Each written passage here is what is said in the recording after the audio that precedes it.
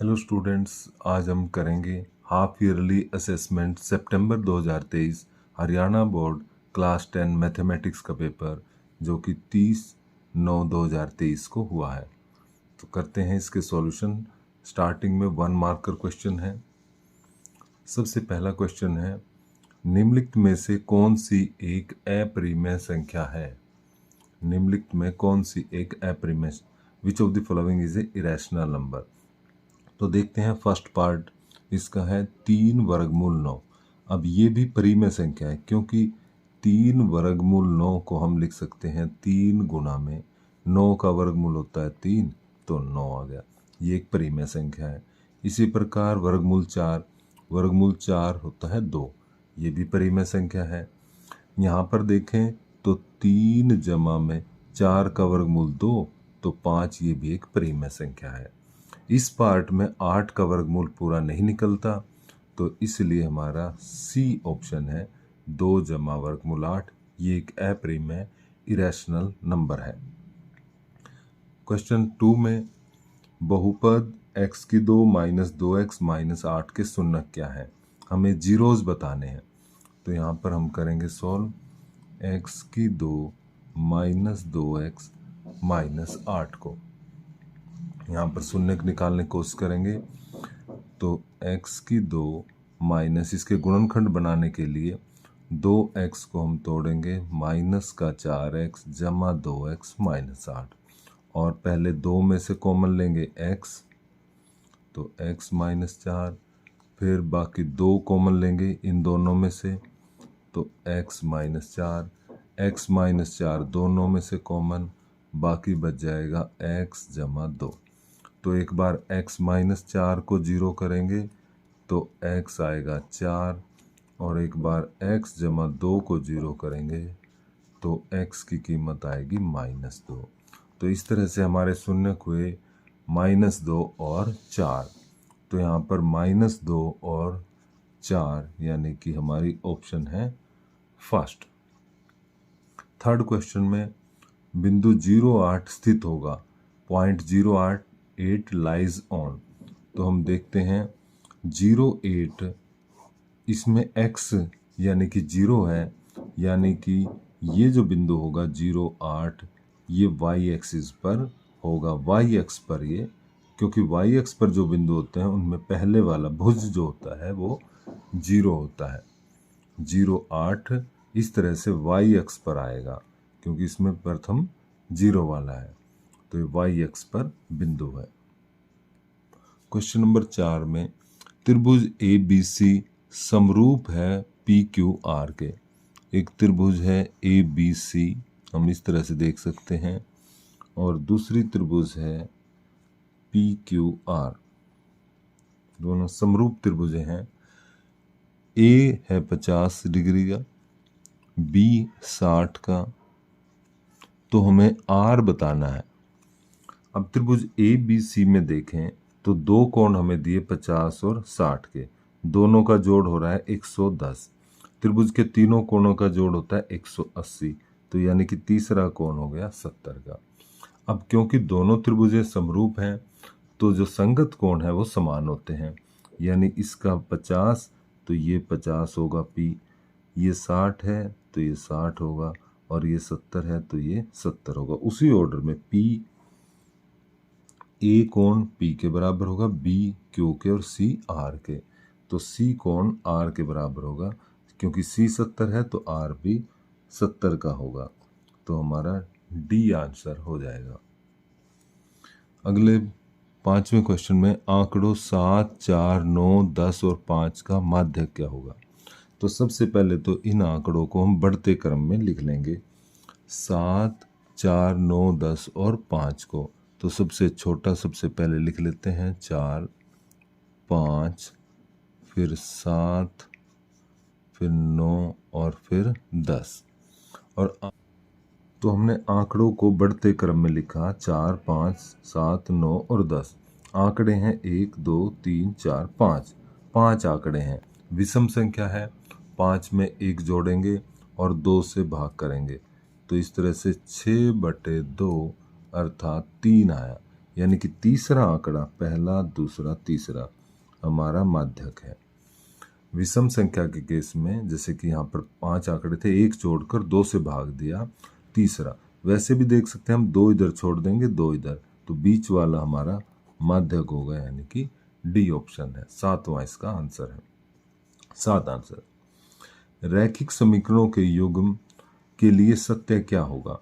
जो युग्म हमें जो दिए हुए हैं उसमें है एक 2x जमा 4y जमा 3 बराबर 0, और दूसरा युग्म है 4x जमा 8y जमा में 6 बराबर 0। तो यहाँ पर हम करते हैं a1 बटे a2, तो a1 बटे a2 आएगा 2/4, कट कर आ गया 1/2। इसी तरह से b1 बटे b2, तो b1 बटे b2 4/8 करेंगे, वो भी 1/2 आ जाएगा। और इसी प्रकार c1 बटे c2 3/6, वो भी कट कर 1/2। तो a1 बटे a2 बराबर है b1 बटे b2 बराबर c1 बटे c2। तीनों बराबर हैं, तो तीनों बराबर के केस में होते हैं अपरिमित अनेक हल। अनेक हल आएगा इसका, सी ऑप्शन हमारा होगा, इनफाइनाइटली मैनी सॉल्यूशन, क्योंकि अनेक हल, अनंत हल इसका आंसर है। 7वें क्वेश्चन में सभी वर्ग होते हैं, सभी वर्ग आपस में समरूप होते हैं, सिमिलर होते हैं, क्योंकि सभी जो कोण होते हैं 90-90 डिग्री होते हैं सभी वर्गों में। आगे है क्वेश्चन नंबर 8 में संभव घटना की प्रायिकता होती है, probability of A sure event होती है 1। एक होती है संभव, जो श्योर इवेंट होती है हमारी 100%, यानी 100/100 1 आता है। 9th में एक द्विघात समीकरण का केवल एक मूल होता है, ये असत्य है, क्योंकि द्विघात समीकरण के 2 मूल होते हैं, मैक्सिमम 2 रूट्स होते हैं, तो इसमें एक का नहीं, असत्य है, ये असत्य है, तो यहाँ पर हमारी ये फॉल्स पे आएगा, या इधर असत्य। 10वें क्वेश्चन में पीई प्रोबेबिलिटी दी हुई है, पीई किसी घटना के होने की 0.01 या 1/100। पीई नॉट क्या होगा?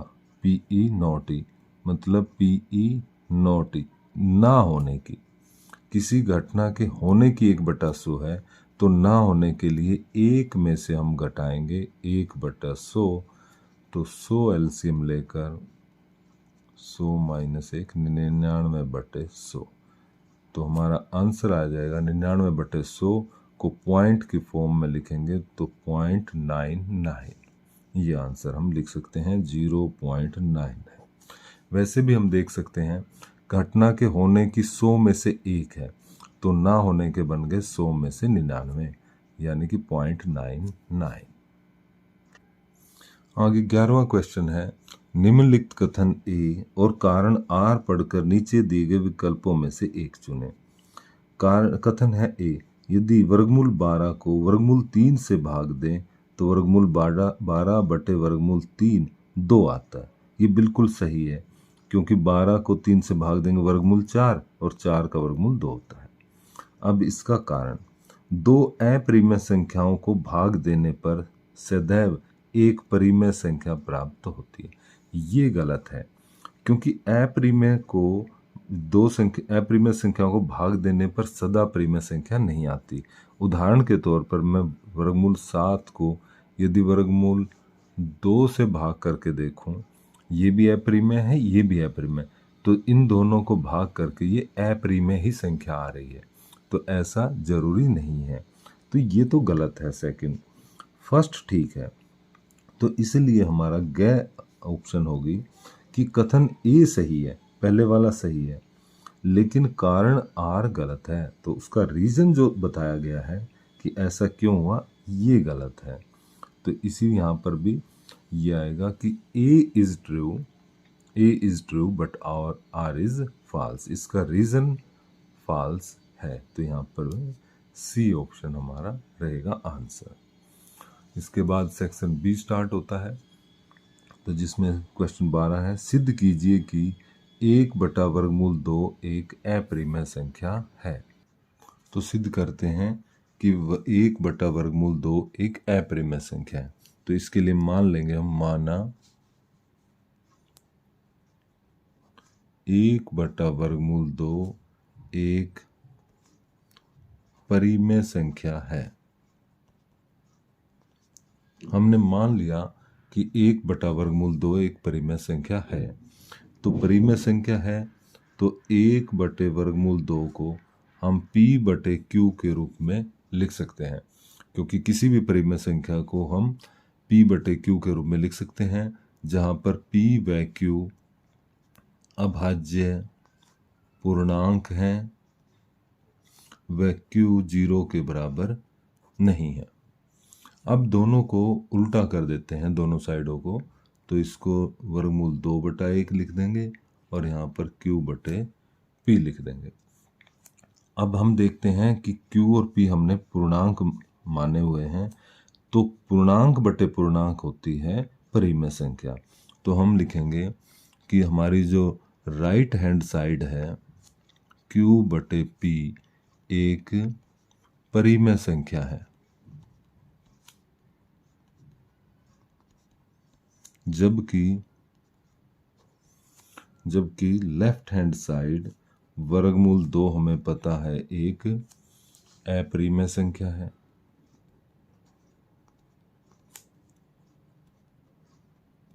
अपरिमेय संख्या है, किंतु यह असंभव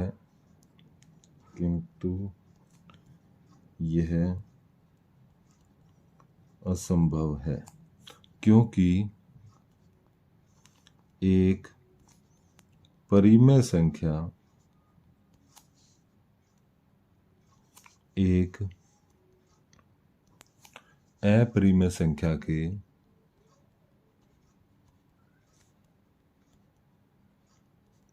के बराबर नहीं हो सकती।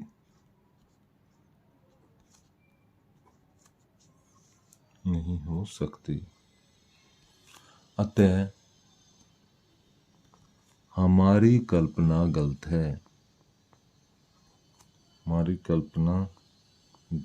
है।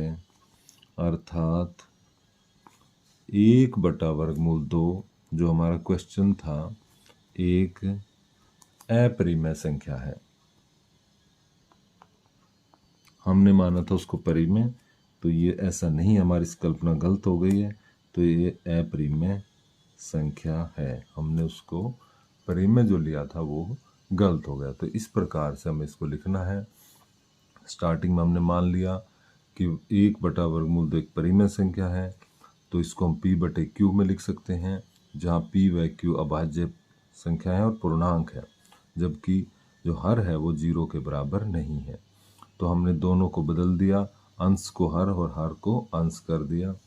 तो हमने देखा कि जो हमारी राइट हैंड साइड है RHS है, वो तो पूर्णांक बटे पूर्णांक एक परिमेय संख्या है, जबकि लेफ्ट हैंड साइड वो एक अपरिमेय संख्या है। परिमेय अपरिमेय के बराबर नहीं हो सकता, तो ये हमारी कल्पना गलत है। तो 1/5 जो हमने माना था वो गलत माना था, वो परिमेय नहीं अपरिमेय संख्या है। क्वेश्चन नंबर 13 में क्या 301 समांतर श्रेणी 5, 11, 17 और 23 का एक पद है?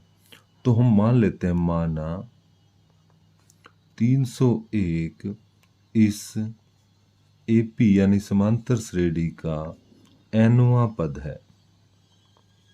हमने मान लिया, देखते हैं हम इसका nवां पद है। तो इसमें इस समांतर श्रेणी में प्रथम पद a बराबर है 5 और सार्वंतर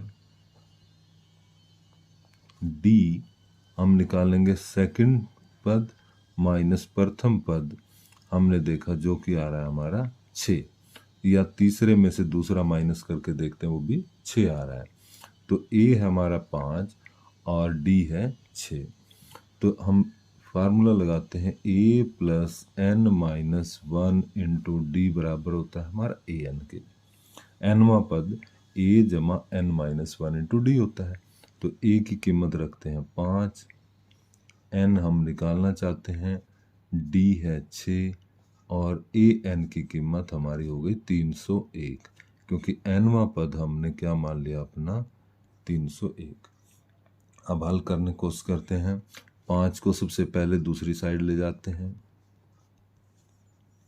तो 301 माइनस 5 हो गया, n माइनस 1 इंटू 6, तो यहाँ पर 296 आ जाएगा 301 में से 5। अब 6 नीचे आएगा, तो n माइनस 1 296 बटे 6 आ गया। काट के देखते हैं, 2 3 6, 2 1 2, 2 चौके 8, 2 8 16। 3 से अब ये 3 चौके 12 पूरा नहीं कटता, तो n आ रहा है हमारा 148 बटे 3 जमा 1, यानी कि n की कीमत बटे में आ रही है। देखते हैं यहाँ पर, तो ये आ रहा है 151 बटे 3, तो जो कि भाग करने पर आता है 3 5 15, 0 और आगे 1 फिर बच गया 3, 50.3। n की कीमत 50.3 आ रही है। तो n जो है हमारा पद का नंबर होता है, जो कि पॉइंट में नहीं आ सकता, माइनस में नहीं आ सकता। तो इसका मतलब यह 301 इस AP का पद नहीं है, क्योंकि n क्या है, पॉइंट में आ रहा है, तो इसलिए 301 इस AP का पद नहीं है। n की कीमत हमारी पॉजिटिव नंबर आनी चाहिए थी, पूर्णांक आनी चाहिए थी धनात्मक, जो कि यहाँ पर आई है हमारी पूर्णांक नहीं है, अतः ये इसका पद नहीं है। हमारा 14वां क्वेश्चन है, 5 साल बाद जैकब की आयु उसके बेटे की आयु की 3 गुना होगी, और 5 साल पहले जैकब की आयु उसके बेटे की आयु की 7 गुना थी। उनकी वर्तमान आयु क्या है? तो सबसे पहले तो हम दोनों की वर्तमान आयु मान लेंगे, कि माना जैकब की वर्तमान आयु x वर्ष और माना बेटे की आयु y वर्ष, ये हम मान लेते हैं। तो हमने ले ली है जैकब की वर्तमान आयु x वर्ष और बेटे की वर्तमान आयु y वर्ष। अब इसमें कहा गया है 5 साल बाद, तो 5 साल बाद दोनों की हम आयु लिख देते हैं।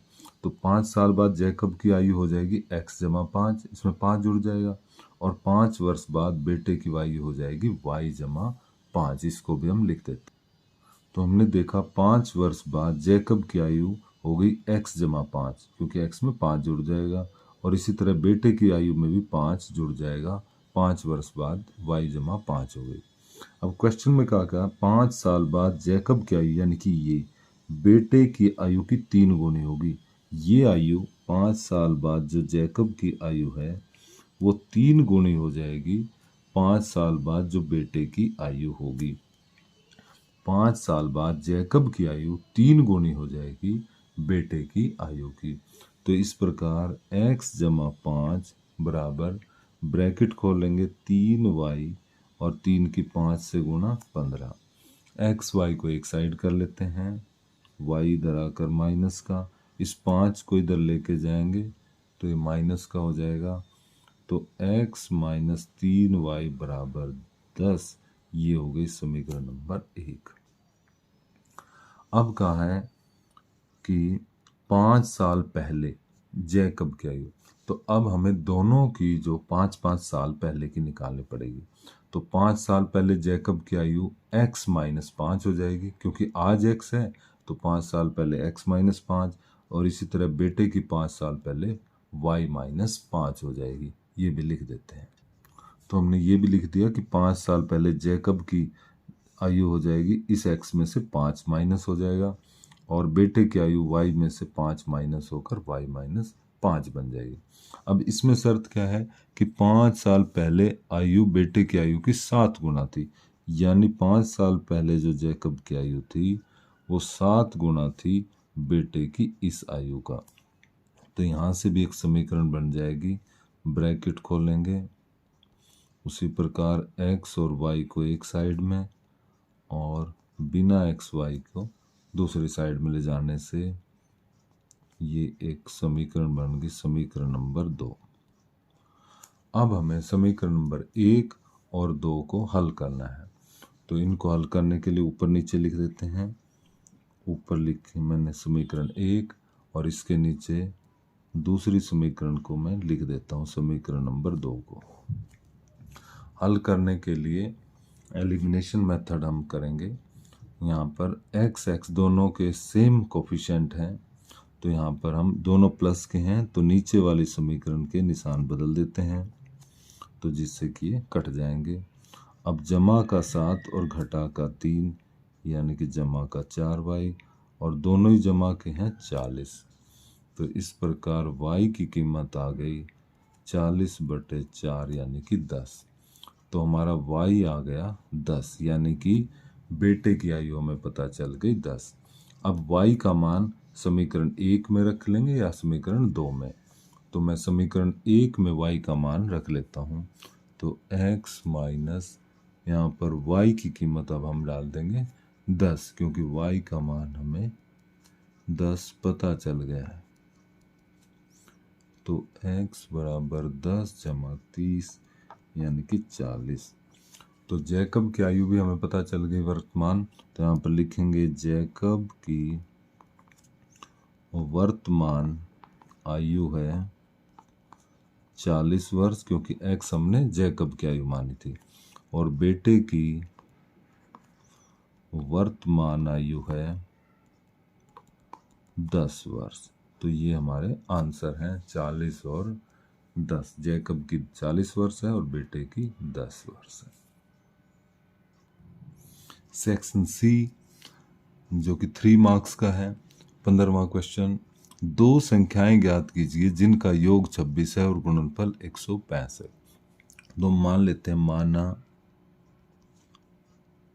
पहली संख्या ले लेते हैं x और दूसरी संख्या, अब यहाँ पर 2 तरीके हैं। दूसरी संख्या को y भी माना जा सकता है और दूसरी संख्या को हम ले सकते हैं 26 माइनस x, क्योंकि ऊपर लिखा है दोनों संख्याओं का योग 26 है। तो 26 में से पहली x आ गई तो दूसरी बची 26 माइनस x। y लेके भी किया जा सकता है, बस उससे थोड़ा सा लंबा बन जाता है। तो हमने x और 26, क्योंकि अब यदि हम दोनों का योग करते हैं तो एक x ली है और एक 26 माइनस x, तो x से x कटकर योग कितना आ जाता है, 26 ही आ जाता है। तो इस प्रकार हम ये मान लेते हैं। अब दूसरी शर्त है कि इन दोनों संख्याओं की गुणा 165 है, तो यानी कि x की और 26 माइनस x दूसरी संख्या की गुणा है 165, वो हमने कर दी 165। ब्रैकेट खोलते हैं तो 26x x की x से माइनस x की 2 बराबर 165। 165 को भी इधर ले आते हैं तो माइनस 165 बराबर 0। अब यहाँ पर x की 2 को पहले लिख लेते हैं, 26x और माइनस 165। अब पर पहली हमारी टर्म माइनस की है, इसको प्लस बनाने के लिए पूरी समीकरण को माइनस से गुणा कर लेते हैं, यानी कि सभी के निशान बदल लेते हैं। तो इस प्रकार हमें एक द्विघात समीकरण मिल गई। अब इस द्विघात समीकरण के हमें हल चाहिए, तो हम गुणनखंड विधि से इसका हल निकाल लेंगे। वैसे कोई भी विधि लगाई जा सकती है। तो मैं लिखता हूँ यहाँ पर x की 2 माइनस 26x जमा 165 बराबर 0। हमें मिडल टर्म को स्प्लिट करना है। हमें ऐसे 2 नंबर चाहिए जिनकी गुणा हो 165 और जोड़ हो माइनस 26। तो ऐसी 2 संख्याएं हमें मिलेंगी, माइनस की 15 और माइनस का 11। तो x की 2 माइनस 15x माइनस 11x जमा 165। पहले 2 में से कॉमन लेंगे, x आया। लास्ट के 2 में से माइनस 11 लेंगे, यहाँ साइन चेंज हो जाएगा क्योंकि माइनस कॉमन ले रखी है। तो इस प्रकार x माइनस 15 कॉमन और x माइनस 11 आ गया। एक बार पहले गुणनखंड को 0 करेंगे तो x की कीमत 15 और दूसरे वाले को 0 करेंगे तो x की कीमत 11, यानी कि 2 वैल्यू आ गई हमारी 15 और 11। अब यदि हम x को 15 लेते हैं तो पहला हमारी संख्या 15, दूसरी हो जाएगी 26 माइनस 15 यानी कि 11, और 11 लेते हैं तो दूसरी 26 माइनस 11 यानी कि 15, यानी कि दो संख्या हमारी 15 और 11 ही आएंगी। तो हमारे उत्तर हैं 15 और 11, दोनों संख्याएं हमारी 15 11 हैं, जिनका जोड़ हम देखेंगे 26 और गुणा आएगी हमारी 165। क्वेश्चन 16 है, वाई एक्स पर एक ऐसा बिंदु ज्ञात कीजिए जो 6 5 और -4 3 से समान दूरी पर हो। यानी कि हमारा एक वाई अक्ष पर बिंदु होगा कोई, जो कि हमें ज्ञात करना है, जो कि 6 5 मान लो इधर है, और -4 3 से ये बिंदु बराबर दूरी पर होना चाहिए। ये डिस्टेंस और ये डिस्टेंस सेम होना चाहिए। अब क्योंकि जो बिंदु हमें निकालना है, मान लो उसको ए ले लें, ये बी और ये सी, ये वाई अक्ष पर है, तो वाई अक्ष पर हमें पता है भुज जो है 0 होता है, और यहाँ पर कुछ होगा उसको हम वाई ले लेते हैं। तो मान लेते हैं वाई अक्ष पर जो ए बिंदु हमें निकालना है वो 0, वाई है। अब ए से बी की दूरी ए बी और ए से सी की दूरी वो है बराबर, क्वेश्चन के अनुसार हमें ये y निकालना पड़ेगा। तो दूरी सूत्र से ए बी बराबर हमें करना है ए सी के। तो हम दूरी सूत्र से निकालेंगे ये वाले ए बी, पहले ए बी लिखते हैं, जो दूरी सूत्र होता है हमारा x2 माइनस x1 का वर्ग, y2 माइनस y1 का वर्ग और पूरे का वर्गमूल। तो 0 माइनस 6 का वर्ग, y माइनस 5 का वर्ग और पूरे का वर्गमूल। इसी तरह ए सी 0 माइनस -4, तो यहाँ प्लस का हो जाएगा, और y माइनस 3 का वर्ग, दोनों तरफ का वर्गमूल कट जाएगा, तो ये बचेगा 0 माइनस 6 यानी कि -6 का वर्ग, y माइनस 5 का वर्ग, इधर 4 का वर्ग जमा y माइनस 3 का वर्ग, -6 का 36, यहाँ पर फार्मूले से खोलेंगे x माइनस वाई का वर्ग, तो y की 2 जमा 25 माइनस 10y, 4 का वर्ग 16, यहाँ पर भी आइडेंटिटी लग जाएगी। इस प्रकार से जो बराबर के दोनों तरफ एक जैसी संख्याएं हैं, बिल्कुल सेम है, वो कट जाएंगी, जैसे वाई स्क्वायर कट जाएगा। यहाँ पर 36 जमा 25 माइनस 10y बराबर 16 और 9 25 माइनस 6y, 25 भी दोनों तरफ से कट जाएगा।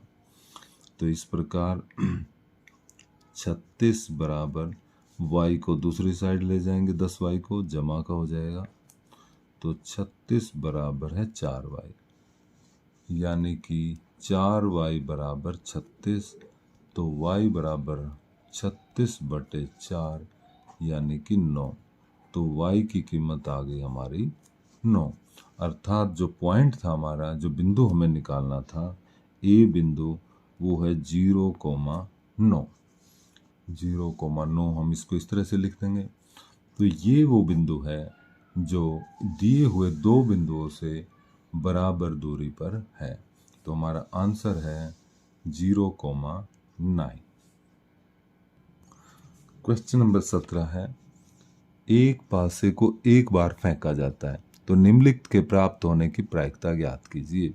जब डाई को फेंका गया है, तो देखिए डाई को जब हम फेंकते हैं तो क्या क्या हमारे आ सकते हैं, संभावित हमारे जो होते हैं 1 2 3 4 5 और 6, ये हमारे पॉसिबल आउटकम्स हैं, संभावित परिणाम हो सकते हैं। तो फर्स्ट पार्ट में हम लेते हैं भाज्य संख्या। देखिए संभावित परिणाम हमारे, ये हम दोबारा लिख देते हैं ये। तो पार्ट 1 में भाज्य संख्या की प्रायिकता।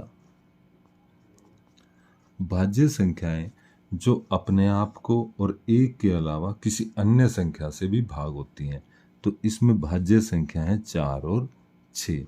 1 2 3 और 5 ये अभाज्य संख्याएं हैं। तो भाज्य संख्या यहाँ हमारी बन रही है 2 4, तो इसलिए 2, और टोटल जो पॉसिबल है हमारे वो 6।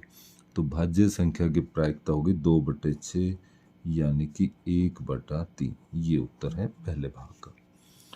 दूसरे भाग में पूछा है 1 और 5 के बीच की, 1 व 5 के बीच की संख्या।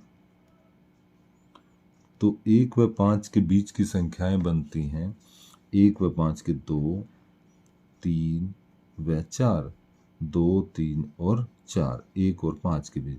तो ये 3 संख्याएं हैं, तो इसलिए ये बन जाएगा 3 और कुल संख्याएं थी 6, 3/6 काटने के बाद आ रहा है 1/2 आंसर। तीसरे भाग में एक सम संख्या,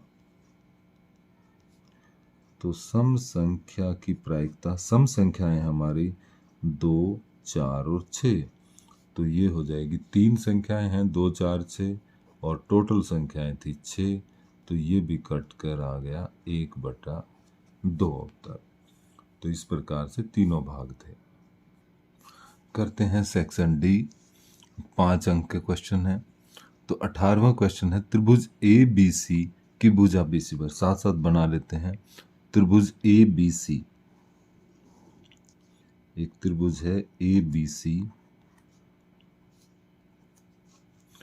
की भुजा BC पर, की भुजा BC पर, एक BC है ये, इस पर एक D बिंदु है, इस प्रकार स्थित है कि कोण ADC, ADC, ये वाला कोण ADC बराबर है BAC के, BAC के, यानी ये कोण और ये कोण बराबर है। तो दिखाइए कि CA का वर्ग बराबर है CB गुणा में CD। तो सबसे पहले हम लिखेंगे दिया है एक त्रिभुज ABC में BC पर बिंदु D है जिसमें कि कोण ADC बराबर है BAC। ये तो लगभग वही का वही लिखना है जो क्वेश्चन में दिया हुआ है। सिद्ध करना है CA का वर्ग, ऐसे लिख सकते हैं CB गुना में CD। अब हम करेंगे प्रमाण। देखिए प्रमाण में हम 2 त्रिभुजें लेंगे, एक लेंगे त्रिभुज, ये वाली त्रिभुज जिसका नाम है ADC और दूसरी ABC। तो यहाँ पर लिखेंगे त्रिभुज ABC व त्रिभुज DAC, DAC में देखिए ABC बड़ी त्रिभुज का ये कोण, यानी कि जिसका नाम है BAC, और दूसरी त्रिभुज जो शेडेड त्रिभुज है उसका ये D कोण, या ADC भी बोल सकते हैं इसको हम, या कोण D लिख सकते हैं। ये बराबर है, क्यों? क्योंकि क्वेश्चन में ये दिया है, हमें क्वेश्चन के अंदर दिए हुए हैं। और बड़ी त्रिभुज का ये कोण जिसको C कह सकते हैं, और छोटी का भी, ये दोनों कॉमन है, तो कोण C बराबर है कोण C, ये दोनों में साझा है, कॉमन है, उभयनिष्ठ है। तो ABC के और DAC के 2 कोण बराबर हो गए, ये इसके बराबर और C दोनों का कॉमन ही है। तो AA नियम द्वारा त्रिभुज ABC समरूप बन गई त्रिभुज DAC के। ABC और DAC समरूप हो गई। ऑर्डर उसी तरह लिखना है, C के साथ लिखना है, और जो A वाली पोजीशन थी वो D की आएगी। अब जब दोनों त्रिभुजें समरूप हैं तो इनकी संगत भुजाएं समानुपाती होंगी, यानी कि CA, यदि मैं लिखता हूं CA तो यहाँ पर आएगा CD, और यहाँ मैं लिखता हूँ CB तो यहाँ पर आएगा CA, वही उनकी पोजीशन लिखनी है। अब दोनों को आर पार गुणा कर देंगे तो सी ए गुना में सी ए का वर्ग बराबर सी बी गुना में सी डी, और यही हमें सिद्ध करना था, जो कि रिजल्ट आ गया है। क्वेश्चन नंबर 19 में नीचे दिए गए वितरण का माध्यक 28.5 है, तो x और y का मान ज्ञात करना है। इस बारंबारता में x और y जो मिसिंग फ्रीक्वेंसी है, बारंबारता है, जो कि हमें निकालने हैं। तो सबसे पहले इस वितरण को इस तरह से खड़े रूप में लिख लेंगे हम। यहाँ पर 0 से 10, 10 से 20, 20 से 30 इस तरह से लिखा, और यहाँ पर बारंबारता। तो सबसे पहला कॉलम हमें जो बनाना पड़ेगा वो सी एफ क्यूमुलेटिव फ्रीक्वेंसी यानी कि संचयी बारंबारता का यहाँ पर बनाना पड़ेगा। तो संचयी बारंबारता कैसे निकालते हैं?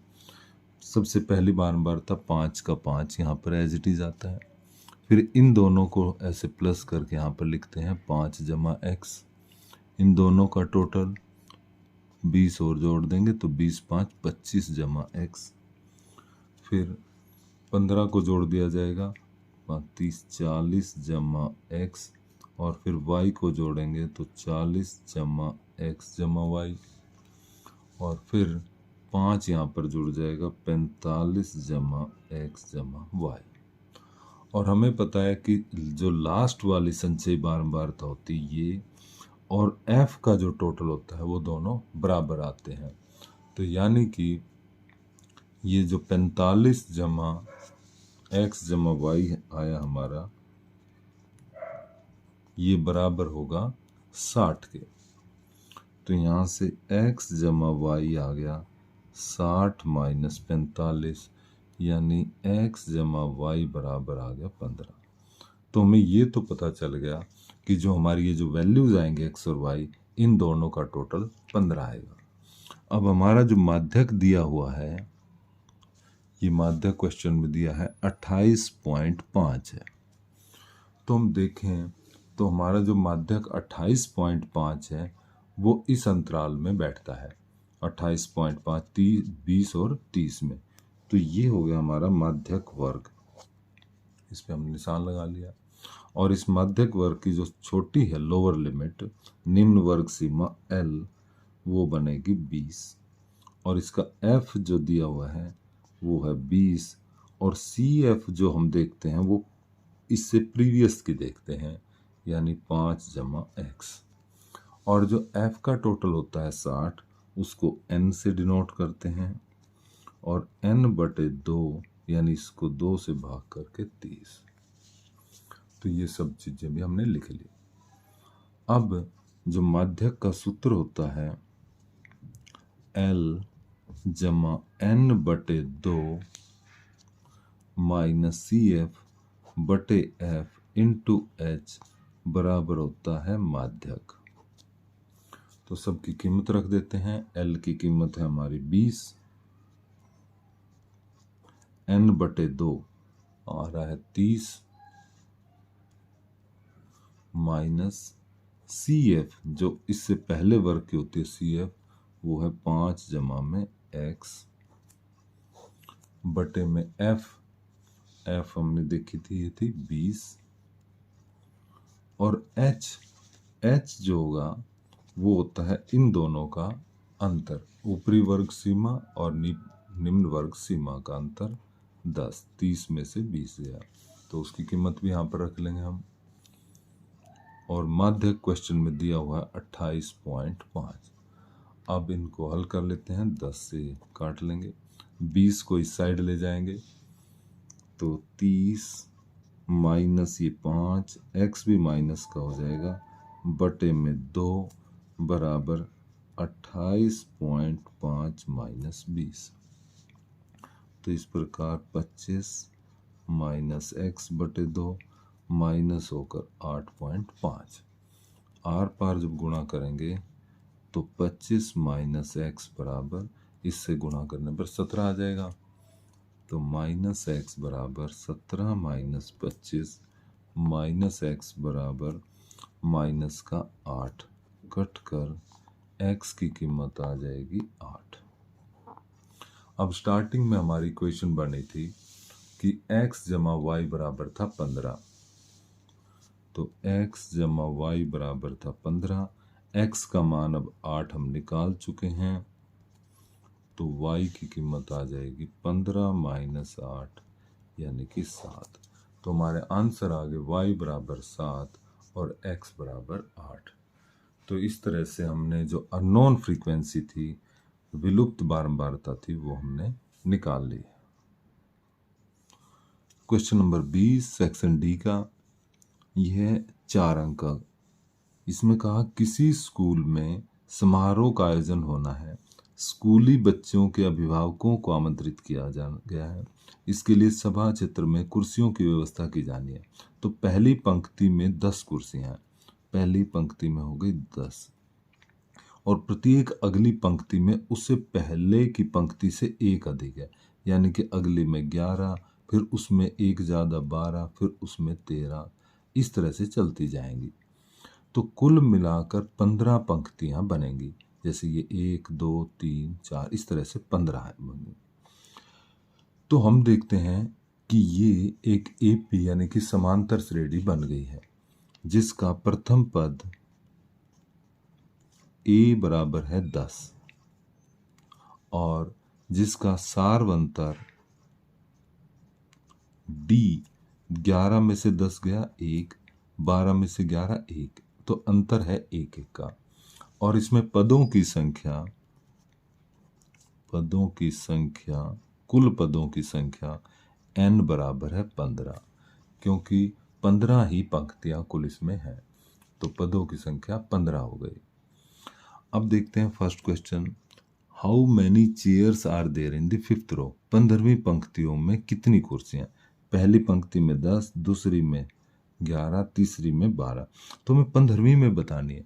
तो इस प्रकार हमें 15वां पद ज्ञात करना है। तो फार्मूला हमारा होता है a plus n minus 1 into D. तो 15वें पद में a 10 है, n 15वें पद के लिए 15 हो गया, और d की कीमत यानी सार्वंतर 1 है। तो इस प्रकार 10 जमा यहाँ पर 14 इंटू 1, 14 की 1 से 14, तो 24। तो 15वीं पंक्ति में होंगी 24 कुर्सियां। ये 15वीं पंक्ति का हमने निकाल दिया। अब पूछा है सभा क्षेत्र में कुल कितनी कुर्सियों की आवश्यकता होगी। देखो पहली में 10 है, दूसरी में 11, इस तरह सभी को हम जोड़ देंगे। तो जोड़ने के लिए हमें प्लस करना है। कुल कितने पद है हमारे पास? 15 पद है। तो यहाँ पर हम SN का सूत्र लगाएंगे, n/2 2a plus n minus 1 into D, क्योंकि सभी का जोड़ करना है। तो यहाँ n हो गया 15, क्योंकि 15 पंक्तियां हैं।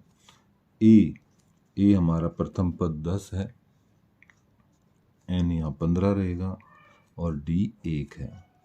तो इस प्रकार 15/2, 10 दूनी 20, 15 में से गया 14 की 1 से गुणा होकर 14, तो 15/2 गुणा में यहाँ पर 34 आ गया, 2 से हम इसको काट देंगे, तो 15 गुणा में 17, तो ये आ जाएगा 255 कुर्सियों की आवश्यकता पड़ेगी टोटल, इस तरह से 15 पंक्तियों में रखने से।